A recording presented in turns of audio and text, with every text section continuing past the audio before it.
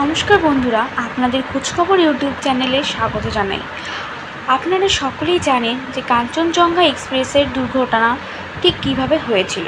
আমাদের যেভাবে জানানো হয়েছে, যেভাবে আমরা দেখেছি, সমস্ত কিছু কি আদৌ সত্যি? এবার মুখ খুললেন মালগাড়ির সহকারী চালক। করমণ্ডল এক্সপ্রেস দুর্ঘটনার স্মৃতি উস্কে দিল কাঞ্চনজঙ্ঘা এক্সপ্রেস দুর্ঘটনার ঘটনা।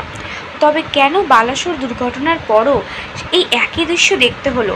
রেলের তরফ থেকে জানানো হচ্ছে, সিগন্যাল ফেল করার জেরেই মালগাড়িটি গিয়ে কাঞ্চনজঙ্ঘা এক্সপ্রেসে ধাক্কা মারে।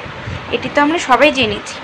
পিছনে দুটি পার্সেল ভ্যান এবং একটি যাত্রীবাহী কামরার জেরে লাইনচ্যুত হয়েছে। আর এই ঘটনার পর কিন্তু এবার মুখ খুলেছে মালগাড়ির সহকারী চালক মনু কুমার। আমরা জেনে নিই যে উনি কী বললেন, কাঞ্চনজঙ্ঘা এক্সপ্রেস দুর্ঘটনা কীভাবে। এবার সেই সহকারী চালক আমাদেরকে জানিয়েছেন তিনি রয়েছেন বর্তমানে হাসপাতালে ভর্তি। যদিও এই সহকারী চালককেই দুর্ঘটনার পর মৃত হবে ঘোষণা করেছিল রেল দপ্তর।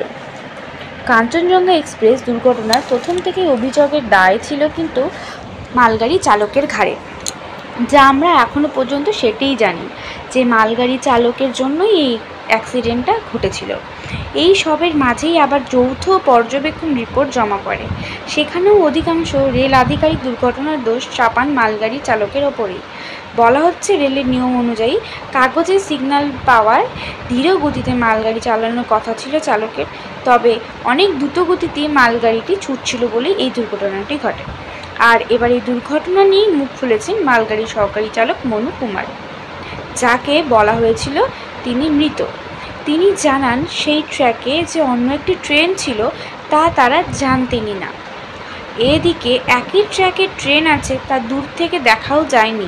মালগাড়ির সহচালক বলছেন যে কাঞ্চনজঙ্ঘা যে ওই ট্র্যাকে দাঁড়িয়েছিলেন সে তারা জানতই না। তো আপনারাই বলুন যে দোষটি কার ছিল, মালগাড়ি চালকের নাকি রেল দপ্তরের? অবশ্যই কিন্তু কমেন্ট বক্সে জানাবেন। লাইনটি বাঁক খেয়েছে।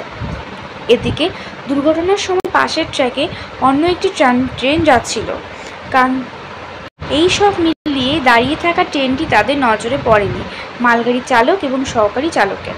রেল আধিকারিকদের মনু জানান, কাঞ্চনজঙ্ঘা এক্সপ্রেস ট্রেনটি নজরে আসতেই আপাতকালীন ব্রেক কষেছিলেন মালগাড়ি চালক, তবে গতি সেই ট্রেনটিকে টেনে নিয়ে যায়। এখন আপনারাই শুনে বলুন যে ভুলটি ঠিক কার ছিল।